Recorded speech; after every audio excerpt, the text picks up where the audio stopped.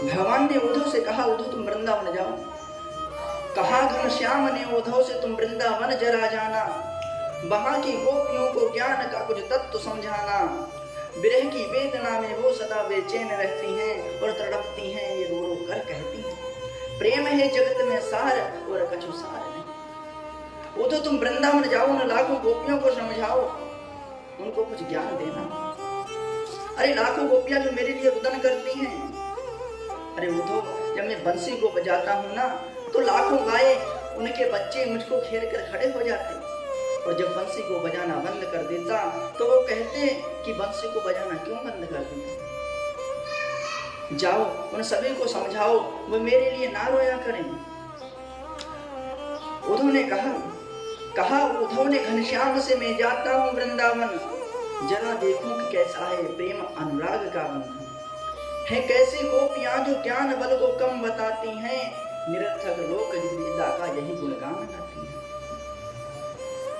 उद्धव ने भगवान से आज्ञा ली और चलने लगे। भगवान ने कहा, उद्धव रुक जाओ। भगवान ने अपना पटका काली कमली उद्धव के कंधे पर डाली। उद्धव ने कहा, ये आपने अपनी काली कमली क्यों डाल दी मेरे कंधे पर। भगवान ने कहा, उद्धव गोपियां हैं वो हमारे सिवा किसी को सुनना नहीं पसंद करती, किसी को देखना नहीं पसंद करती, उनको हमारे सिवा कुछ प्रिय नहीं है।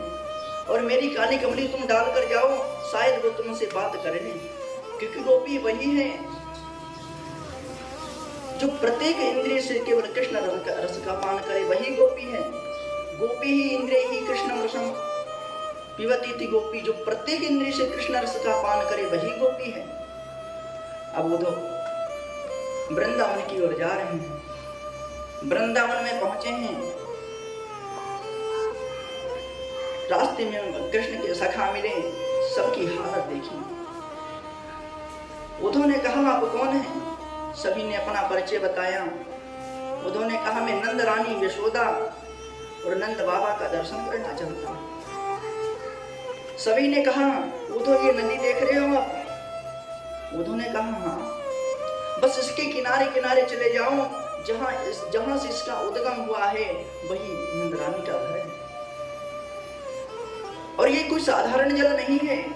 अरे जो लाखों गोपियां, लाखों गायें, माता यशोदा, नंद बाबा जो 24 घंटे रुदन करते हैं, उनकी आंखों से जो अश्रु निकलता है, उसी की ये धारा। उद्धव चकित रह गए। अब उद्धव उसके किनारे किनारे पहुंचे, देखा माता यशोदा कृष्ण कृष्ण करके बिलख रही हैं और बैठकर कह रही हैं, मेरा कृष्ण आ रहा। उद्धव ने कृष्ण माता यशोदा के चरणों में प्रणाम किया और कहा, माता मैं आपको प्रणाम करता हूं, मैं कृष्ण का परम प्रिय मित्र हूं। उद्धव, मैया ने कहा, शांत रहो।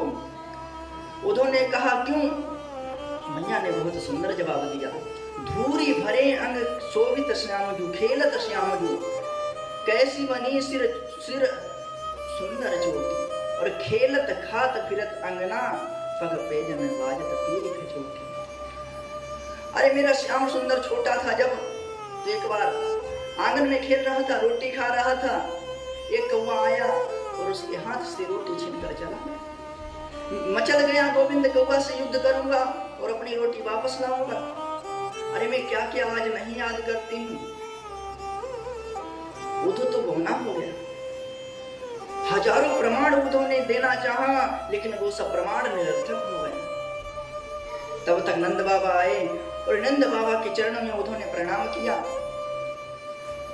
और नंद बाबा ने भी एक सुंदर सा प्रश्न कर दिया, अपि स्मरन्ति नः कृष्णो मातरम सुहृदां सखी, गोपान ब्रजम चात्मनाथ, गावो वृंदावनम गिरि। अरे उद्धव, क्या कभी कृष्ण अपनी माता यशोदा को, अपने बाबा नंद को, इन लाखों गोपियों को, अपने मित्रों को याद करता है? उद्धव ने कहा, बाबा आज उन्होंने आपको याद किया, इसीलिए तो मैं आया। उन्होंने हमको भेजा है। नंद बाबा रोते हुए बोले, अरे बारे कृष्ण, इतने दिनों बाद याद आई तो सखा भेज दिया, स्वयं नहीं आया। उद्धव कहने लगे, नंद बाबा आप कभी कभी यमुना जी चले जाया करिए, मन बहल जाएगा। कभी गोवर्धन चले जाया करिए, मन बहल जाएगा। कभी गोकुल चले जाया करिए, मन बहल जाएगा। नंद बाबा ने कहा, यदि यमुना किनारे जाता हूं तो वो कालिया मर्दन वाला कृष्ण नजर आता है, और यदि गोवर्धन जाता हूं तो वो गिरधारी कृष्ण नजर आता है, और जो गोकुल जाता हूं तो पूतना मर्दन वाला कृष्ण नजर आता है। अरे जिन नैनन से नंद लाल लखे, उन नैनन से अब देख कहां, नैनन वे अखियां जल जाएं, बेरन में अखियां श्याम कहां। अरे जिन नैनों ने हमेशा नंदलाल का दर्शन किया हो, वो अखियों को, उन आंखों को ये दर्शन अब शोभा नहीं देता। अब तो नंद बाबा के चरणों में उद्धव ने प्रणाम किया और कहा, बाबा हमको क्षमा कर दो, मुझको बहुत ज्ञान का अभिमान था। और प्रणाम करने के बाद, क्षमा याचना करने के बाद उद्धव निकुंज वन में आ रहे हैं, जहां श्री राधा रानी बैठी हैं, लाखों सखियां हैं। और आने के बाद उद्धव जी किनारे से खड़े हो गए। तब तक क्या हुआ, गोपियों ने देखा एक भ्रमर आया है वहां पर उड़ते उड़ते। अधीत विद्या आचार्य मृत्युजो दत्त दक्षिणम। गोपियां कहने लगी, अरे अधीत, तू कृष्ण की तरह काला है, जरूर कृष्ण की तरह कपटी होगा। और गोपियों ने भ्रमर को सुनाना प्रारंभ कर दिया। और यहाँ पर भ्रमर से के माध्यम से एक तरीके से गोपियां उद्धव को ही सुना रही हैं। मधुपति तव बंधु मास प्रशांतिम शपत्न्या, कुछ विलुलित माला कुमकुमस्मस् सुभरना। अरे मधु, हमको मनाने का प्रयास करता तू, हमको मनाने का प्रयास मत कर।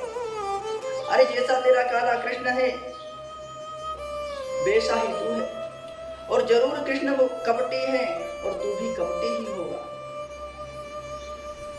बहुत मधुपतिस्तन मानिनी नाम प्रसादम। हमको मनाने का प्रयास तू मत कर। और तुम क्या समझती हो, तू क्या समझता है?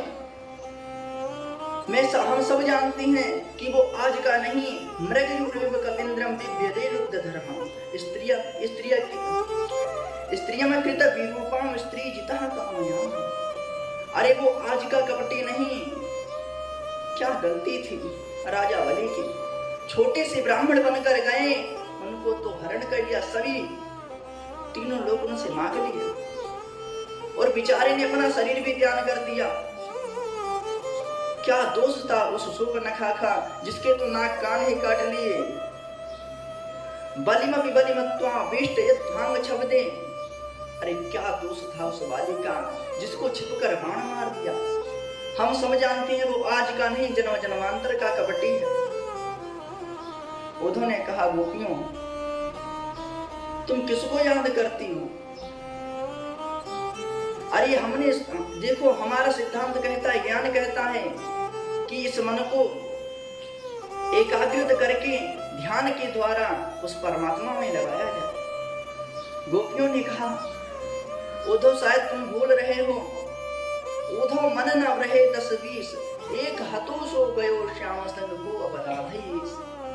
अरे उद्धव एक मन होता है, और जो पहले ही श्याम सुंदर चुरा कर ले गए। अब हमारे पास दूसरा मन है नहीं। अब बताओ किस मन से तुम्हारे परमात्मा की आराधना करें? गोपियां रुदन कहने लगी, इतना कहते कहते, हा नाथ रमण प्रेष्ठ क्वासी क्वासी महाभुज दा। हे नाथ, हे रमानाथ, हे नाथ आप आए, हे रमानाथ आप आए, ब्रजनाथार्थिनाशना। हे ब्रज के स्वामी आप आए, हम आपके बिना जीवित नहीं रह सकती। मग्न मुग्धर गोविंद गोकुलम ब्रजनार्णवा। हे गोकुल के रक्षक आप आए, वरना हम इस शरीर को त्याग देंगे। अब उद्धव ने जब गोपियों के प्रेम को सुना, चकित रह गए और गोपियों के चरणों में गिरकर कहने लगे, आशा मोह चरण रेणु जुषा महंश्याम वृंदावने किमपि गुल्मलतौषधीनां या दुष्टजम स्वजन मारे पथम चाहित्वा भेजुर मुकुंद पदनिम सुक्तिभिर्मिमित्याम। मैं राधा रानी आपसे यही चाहता हूँ, उस परमात्मा से यही चाहता हूँ, कृष्ण से केवल यही चाहता हूँ। यदि मुझको अगला जन्म मिले और कभी भी जन्म मिले तो कीड़ा भी बनूं तो वृंदावन का बनूं, जो पक्षी भी बनूं तो वृंदावन का बनूं, क्योंकि आप जैसी गोपियों की चरण धूलि हमारे सिर पर पड़ जाएगी तो मेरा उद्धार हो जाएगा।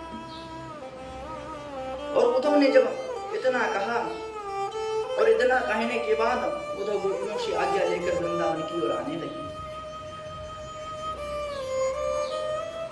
उद्धव ने गोपियों को प्रणाम नहीं किया, वंदे नंद व्रज स्त्रीणाम पाद रेणुम भीष्णसः।